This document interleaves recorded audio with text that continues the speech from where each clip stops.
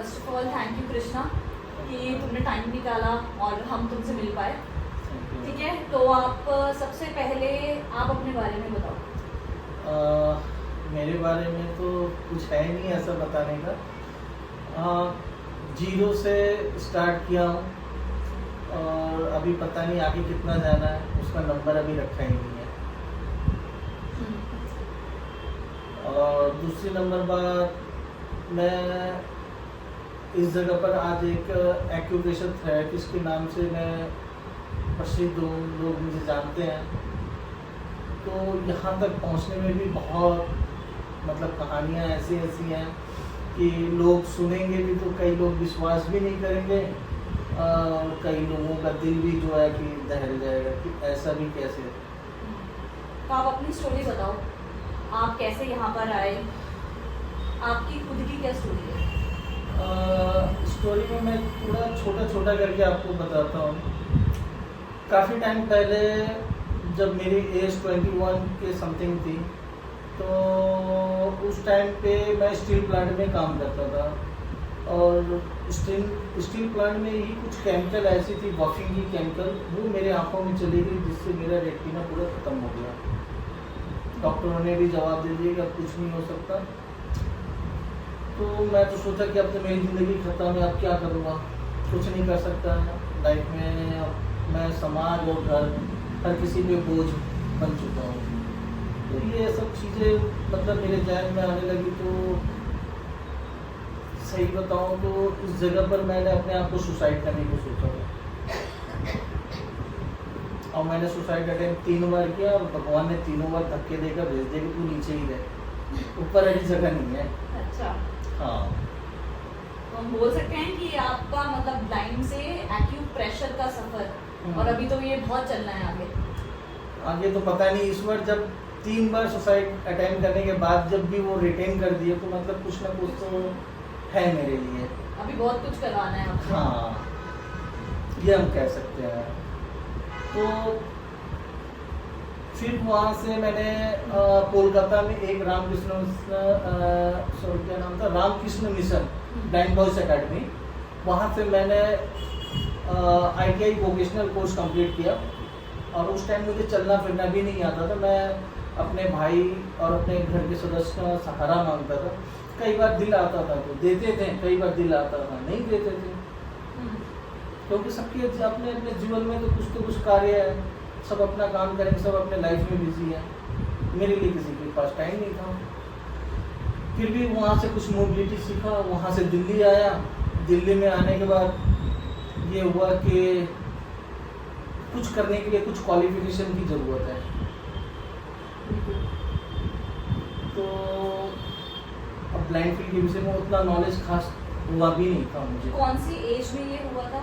ये शायद मेरी 2021 के। अच्छा, तो मतलब आप ये कह रहे हो कि 1 साल से 20 साल तक आप बिल्कुल कोई प्रॉब्लम नहीं थी? कोई प्रॉब्लम नहीं थी। 20 साल के बाद आप ये एक्सीडेंट में ही हुआ। लोगों को, अब हम आते हैं कि आप थेरेपिस्ट हैं, एक्यूप्रेशर थेरेपिस्ट। तो लोगों को, अब जैसे आप क्योंकि ऑब्वियसली एक्यूप्रेशर थेरेपिस्ट बन गए हो, लोगों को कैसे आप पे ट्रस्ट आता है? क्योंकि सॉरी टू से बट आम जनता को ऐसे कि कोई ब्लाइंड है, ठीक है, मैं अपना थेरेपी लेने या मेरे को बॉडी में कुछ प्रॉब्लम है, तो ब्लाइंड बंदा कैसे मुझे सही कर सकता है? ये एक बहुत बड़ी लोगों में मतलब एक ट्रस्ट जागरूक होना बहुत बड़ी बात है। लोगों में वो ट्रस्ट कैसे जागरूक हुआ कि हाँ, एक ब्लाइंड बंदा है, मैं अपनी प्रॉब्लम लेके उसके पास जाऊंगी और वो उसको सॉल्व कर देगा? बहुत बढ़िया सवाल है। देखिए मैम, सबसे पहले मैंने जो मार्केट में अपने आप को प्रूफ किया है तो फीमेल क्लाइंट से ही प्रूफ किया है।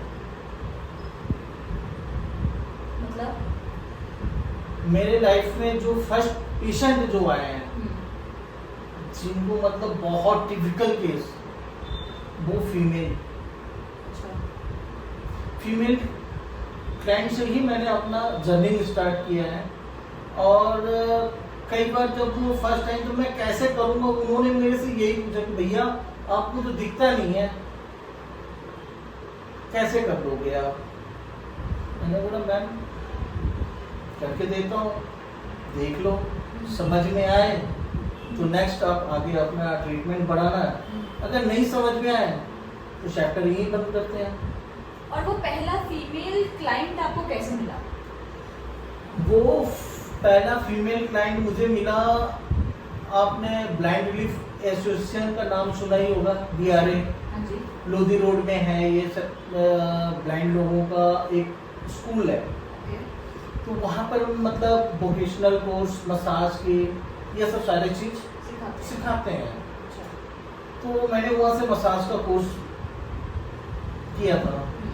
करने के बाद ये फील आया कि जब मसाज से लोग इतना रिलीफ ले सकते हैं तो कुछ ना कुछ तो और आगे होगा।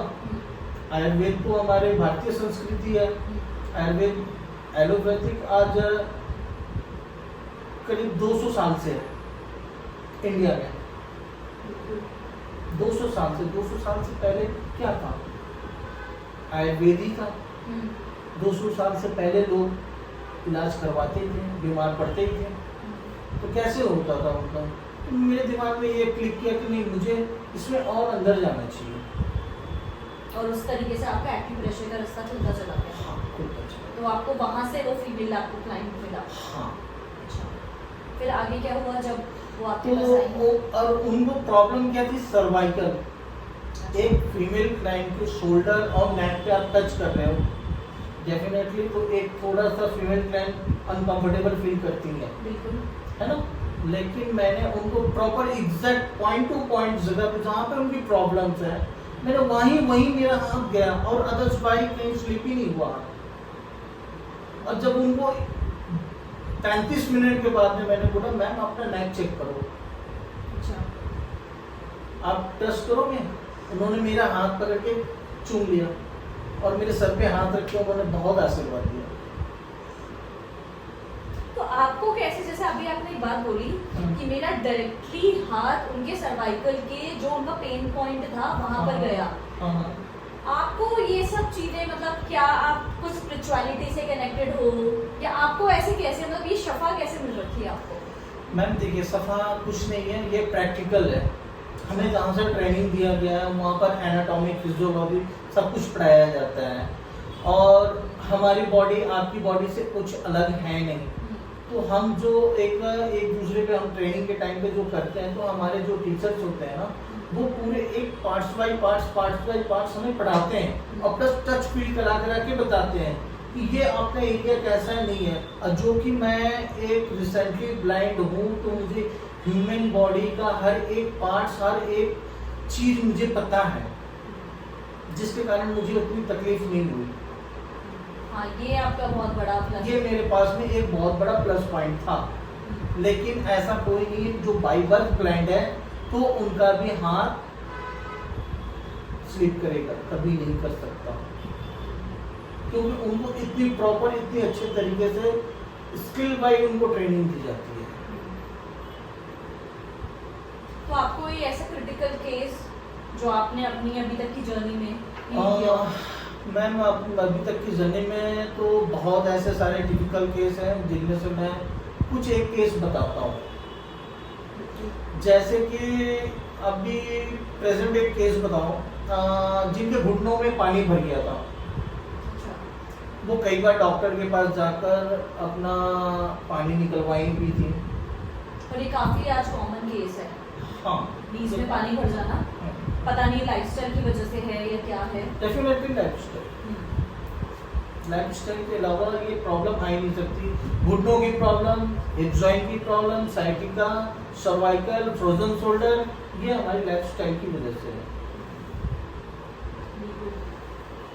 तो वो जिनका मैं बता रहा था घुटनों में, कई बार वो डॉक्टर से पानी निकलवा कर भी आए तो भी उनके घुटनों में फिर वापस से पानी भरता था।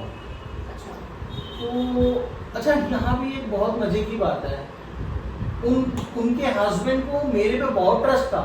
अच्छा, कि मैं कर सकता हूँ। हाँ, लेकिन उनको ट्रस्ट ही नहीं था। अच्छा, उन फीमेल को, हाँ, उन फीमेल को ट्रस्ट ही नहीं था। अच्छा, अब दूसरे नंबर में ब्लाइंड, और वो और डरे तो उनके हस्बैंड ने बहुत उनको समझाया, उनको कन्विंस किया, चलो आप कराओ तो सही, मैं हूँ ना। उनको फर्स्ट डे सेटिंग दिया, कोई रिलीफ नहीं, सेकंड दिया, कोई रिलीफ नहीं, वो नाक से उठते जाएं, थोड़ा गुस्से में आते जाएं अपने हस्बैंड के ऊपर। तो बोले थोड़ा सा पेशेंस तो रखो, अभी तो इसको बेचारे को 2 ही दिन हुआ काम करते हुए, 3 दिन, 1 वीक तो दो।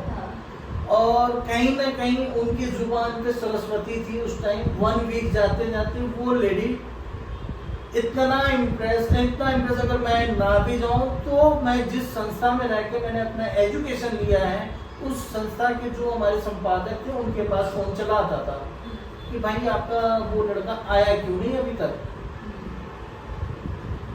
तो एक्यूप्रेशर से हम लोग क्या करते हैं कि नीज का, क्योंकि आपने एक बात सही बोली कि हम लोग नीज में से पानी निकलवाते हैं डॉक्टर्स के पास जाके। आपके पास ऐसी क्या शफा है कि नीज में पानी आपके बनेगा ही नहीं? डिफरेंस है दोनों बातों में।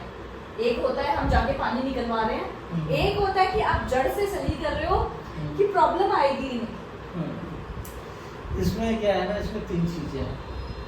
आपको पहला तो ट्रस्ट करना होगा, दूसरा आपको जो मैं हिदायत दूं उसको पूरे ईमानदारी से आपको फॉलो करना पड़ेगा।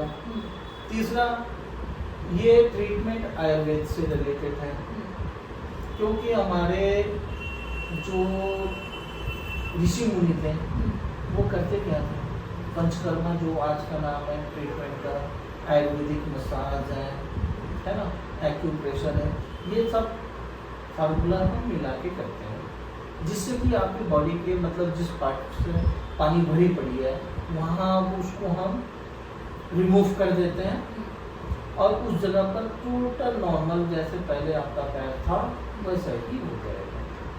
लेकिन उसमें थोड़ा ये नहीं कि डॉक्टरों की तरह तो हमारे पास में कला नहीं है कि हमने इंजेक्शन लगाया तुरंत खींच लिया, पानी हो गया खत्म। आपने मुझे अभी तक जवाब नहीं दिया, आप क्या करते हो एक्यूप्रेशर में कि उनका पानी बनना ही बंद हो जाता है? और एक और चीज मैं ऐड करूंगी, चौथा पॉइंट ये कि कृष्णा जी के पास आना पड़ेगा अगर सही करना है तो।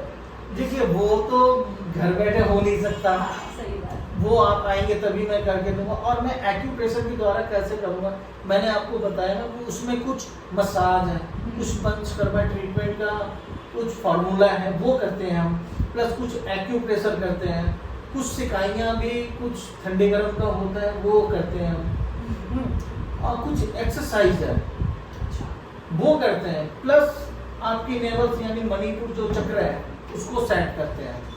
अच्छा, वो सेट करेंगे पूरा, मतलब आपकी बॉडी का एक पार्ट देखेंगे ये बनाई तो क्यों बना, उस रीजन को हम ढूंढेंगे, उस रीजन के पास में पहुंचकर उसको वहां से डिस्कनेक्ट करेंगे।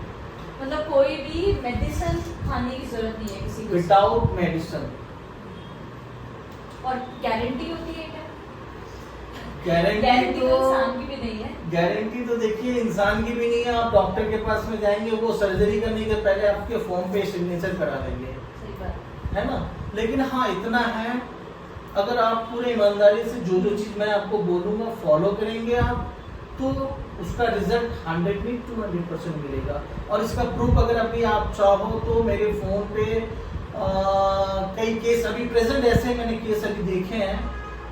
उनका जब डे 1 पे मैंने ट्रीटमेंट स्टार्ट किया था तब की मैंने फ़ोटो उनके फैमिली से मैंने बोला आप खींचो, उन्होंने फ़ोटो खींचा है। और आज के डेट का भी मेरे पास में फ़ोटो है। आज वो उनको करीब 5 बजे मैंने ट्रीटमेंट दे के छोड़ा है, तो आज का भी फ़ोटो मेरे पास प्रेजेंट है। ज़मीन आसमान को, अब ज़मीन आसमान का आपको फ़र्क मिलेगा उसमें। और जो ये फ्रोजन शोल्डर आजकल ये इश्यूज बहुत ज़्यादा है। देखिए cervical, sciatica, frozen shoulder, hip disc lock and knee pain, ankle pain, ये हमारी लाइफस्टाइल का एक पार्ट है। वो जब हमारी लाइफस्टाइल खराब होती है ना वो होना है।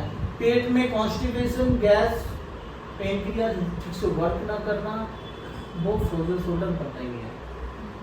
तो ये लाइफस्टाइल का कैसे पार्ट है? आपने अभी मेंशन किया sciatica, knee pain, frozen shoulder, ठीक है, और आपका जो आजकल नी रिप्लेसमेंट का प्रॉब्लम चल रहा है, सर्वाइकल का प्रॉब्लम चल रहा है। आपने एक चीज मेंशन करी कि लाइफस्टाइल का पार्ट है, मतलब कैसे?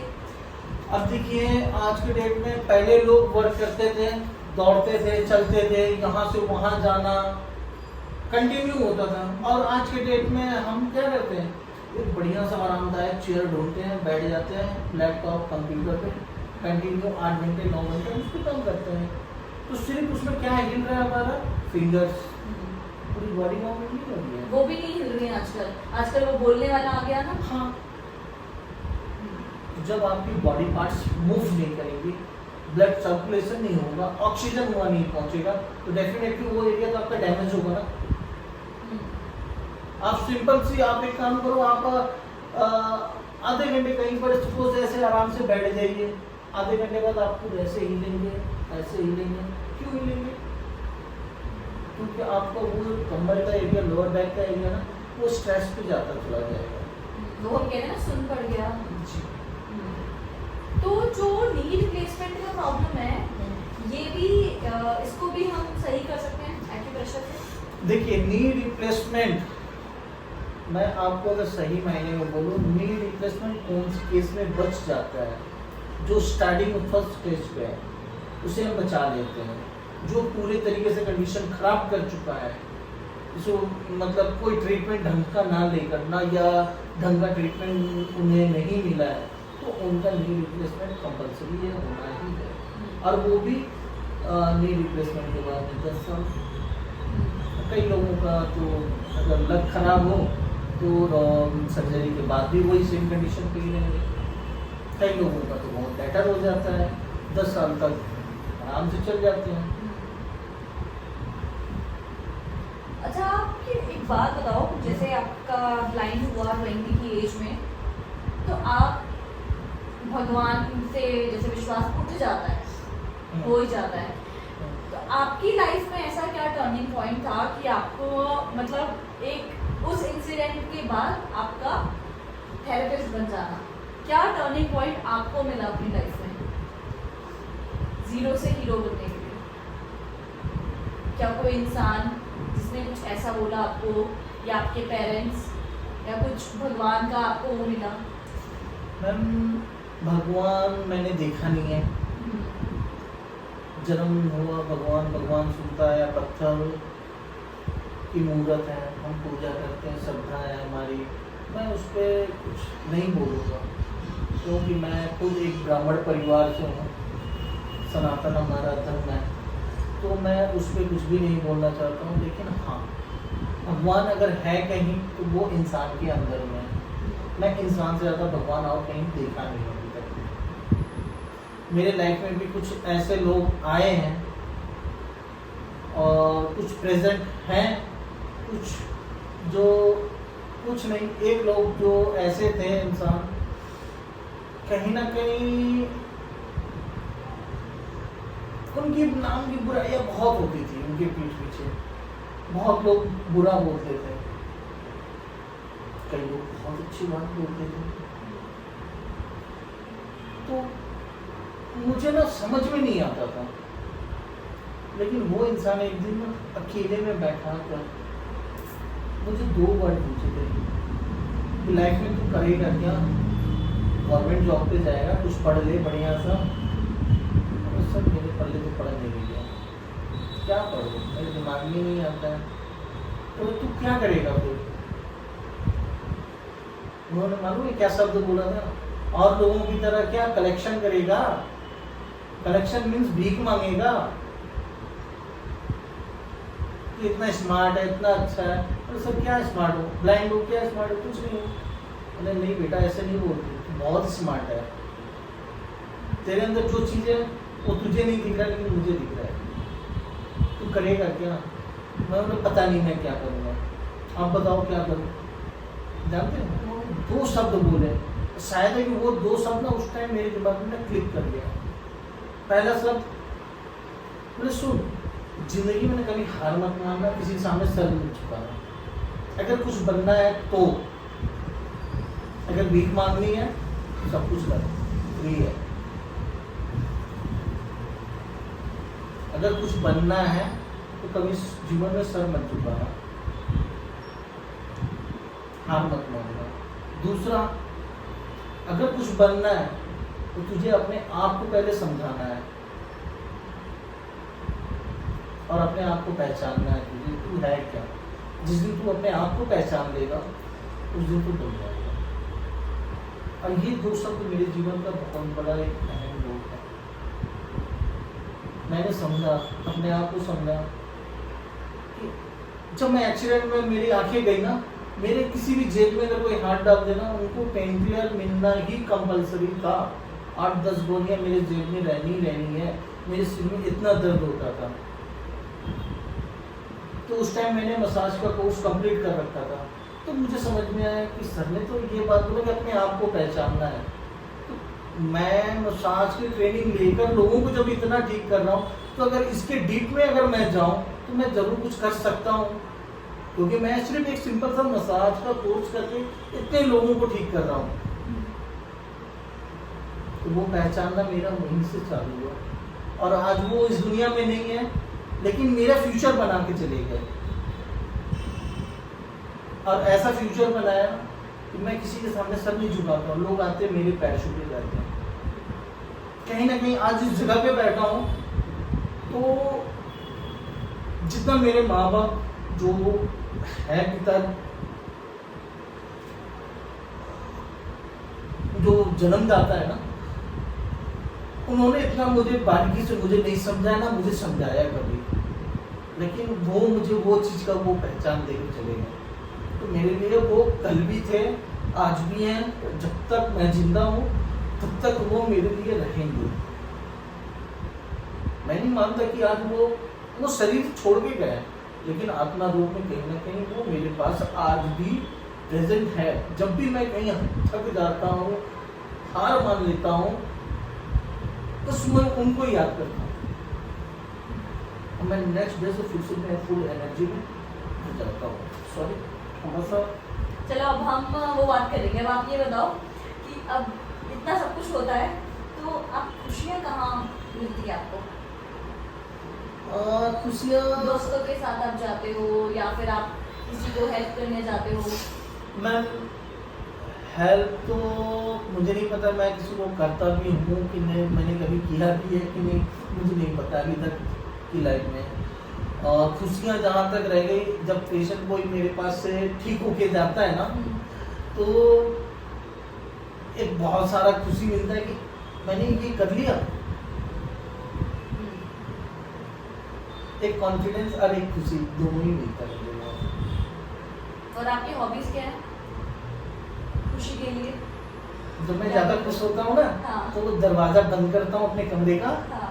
और फुल साउंड में गाना चला के नाचता हूँ। अच्छा, तो गाना सुन के क्या क्या ऐसा महसूस होता है? महसूस क्या, मतलब एक अंदर खुशी मिलती है कि चलो हमने ये किया। तो जीवन, देखिए गाना क्या है, संगीत एक तो हमारे जीवन का एक पार्ट ही तो है। संगीत तो हमारे जीवन का एक पार्ट है। उसे हम कहकर बता दें या गा के सुना दें। अरे वाह, ये तो आपने बहुत बढ़िया बोल दिया। हाँ। आप तो पोएम भी लिख सकते हो। नहीं मैम, पोएम तो मैं नहीं लिख सकता। बस जीवन में कुछ ऐसे तजुर्बे हुए हैं कि कुछ चीज़ें अपने आप ही दिमाग में रहती है, वो वक्त आते ही निकल जाता है।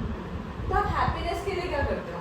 ये तो हो गया कि ठीक है हमारी जिंदगी में ये हो रहा है, हम सोसाइटी के लिए ये कर रहे हैं, हम दुनिया में इसीलिए आए हैं, ठीक है।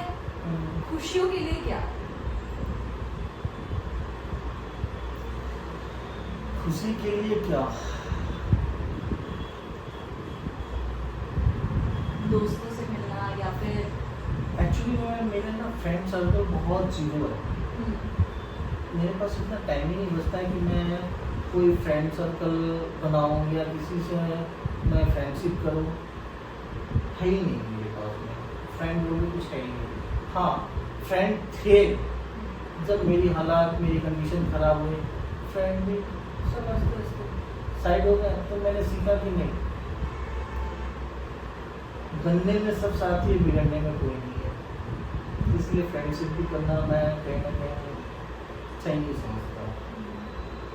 तो आपके लिए सबसे खुशी वो देता है जब आप कमरा बंद करके हाँ, संगीत को चलाते हो। हाँ, या तो फिर दूसरा जो सबसे बड़ा खुशी होता है ना, कई ऐसे मतलब पेशेंट हैं जो बेचारे गरीब हैं, बेचारा तो नहीं कहूँगा, बेचारा तो मैं भी हूँ तो कई ऐसे पेशेंट हैं जो गरीब हैं, जो पे नहीं कर पाते हैं ना, तो मैं उनका ना बड़े दिल से ट्रीटमेंट करता हूँ, और जब वो ठीक होके जाते हैं ना तो वो फिर डबल खुशी होती है मेरी।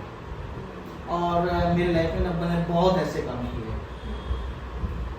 कई बार मैं ना जब स्टार्टिंग टाइम पे होम विजिट पे जाता था, तो शायद आप दिल्ली का एक मंगोलपुरिया जगह का नाम जानती होंगे, वहाँ पर एक बूढ़ी माँ थी। वो काफ़ी गरीब थी और उनका ना हाथ उठता नहीं था, उस टाइम फ्रोजन शोल्डर था उनको। तो मैंने किसी को बताता नहीं था, और वहीं पर एक सेक्टर 4 रोनी में मैं ट्रीटमेंट करने जाता था, तो आधा एक पौन घंटा टाइम निकाल के ना उनके पास जाता था, उनकी भी ट्रीटमेंट करता था और करके फिर अपने हॉस्टल जाता था। तो मुझे वहाँ से बड़ा खुशी मिलता था। खुशी बहुत ज़रूरी है ना मैम? खुशी तो ज़रूरी है, लेकिन हम समाज में हैं ना, तो अगर हम 100% नहीं दे सकते, हमारी कैपेबल हम नहीं है 100% देने का, 10% तो दे सकते हैं ना। भगवान ने इतना तो कैपेबल रखा ही है, अगर हम 10% दे रहे हैं तो वो 10% शायद उनके लिए 100% हो। हमारे पास 10% है उनके लिए, लेकिन वो 100% हो जाएगा। तो वो सोचना बहुत जरूरी है। तो आप आज की डेट में आप जिंदगी को किस नजरिए से देखते हो कि जिंदगी क्या है? जिंदगी क्या है?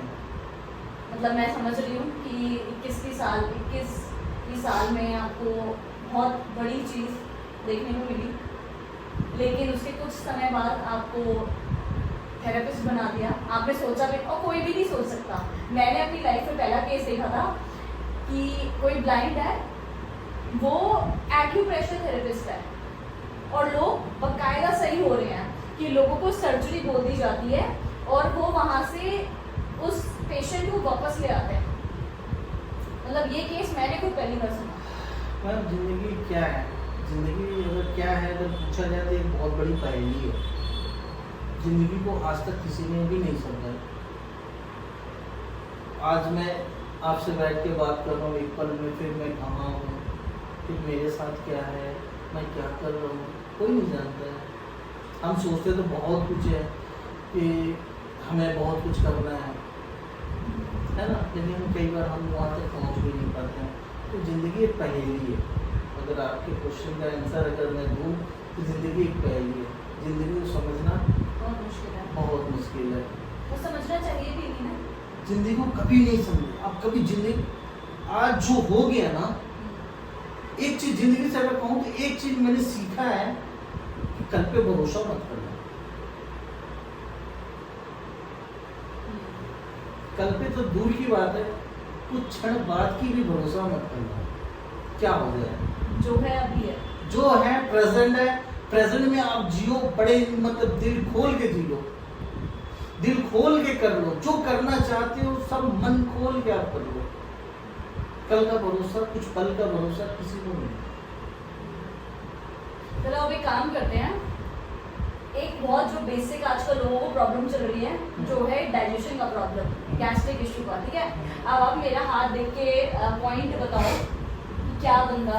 देखिए मैम, इस टाइम अभी शाम हो चुका है, और शाम के टाइम में जो हमारी बॉडी की नर्व होती है ना, उसकी एक्टिविटी ना 80% कम हो जाती है। अच्छा। आपने आयुर्वेद पढ़ा होगा, उसमें जो हम डिनर करते हैं ना, वो संध्या काल भोजन हमें ना सूर्य डूबने से पहले करना चाहिए। फिर भी थोड़ा बहुत तो मैं बता रहा हूँ, तो उसमें नर्व बहुत कम हो जाती हैं। फिर भी जो मेरे हाथ में पकड़ आएगी मैं उससे आपको बताऊंगा। और ये जो मैं कर रहा हूँ ना, इसे नाड़ी परीक्षण कहते हैं।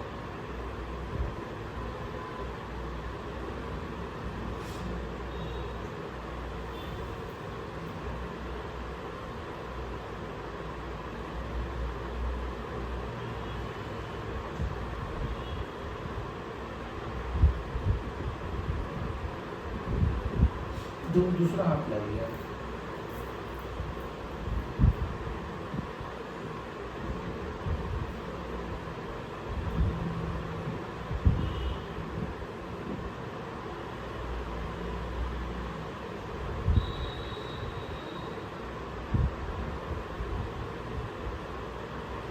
देखिए जो अभी मुझे समझ में आया कि आपकी पित्त बढ़ी हुई है, आपकी नींद कम है। अच्छा। और नींद कम होना मतलब बॉडी में तो उसका साइड इफेक्ट आना ही है। अच्छा, पित्त बढ़ना मतलब क्या कर सकते हैं?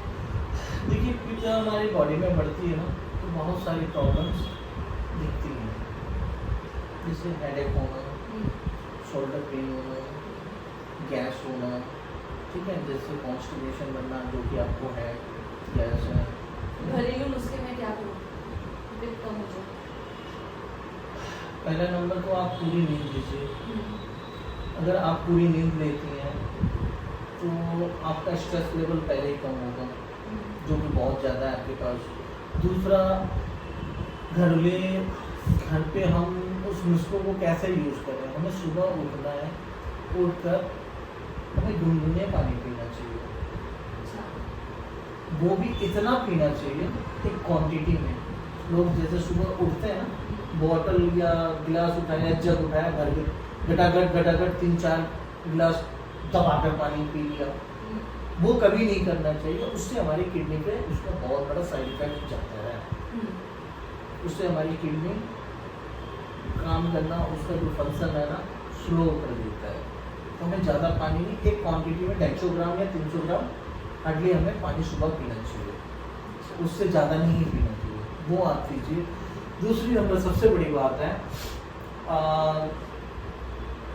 डाइट में आप सैलड वगैरह लीजिए, सुबह में फ्रूट्स लीजिए, चाय coffee cold drinks fast food total बंद कर दीजिए, मत खाइए, ये आपके लिए जहर होगा। ठीक है, ये सब चीज़ों को आप अवॉइड कर दीजिए, इससे कुछ रिलीफ आए। लेकिन सबसे ज़्यादा पहले आपको नींद लेना बहुत जरूरी है। आप कितने घंटे सोती हैं? नहीं, मैं नींद तो मेरी 7 घंटे हो जाती है। 7 घंटे होती है। स्ट्रेस लेवल कितना है? स्ट्रेस थोड़ा है।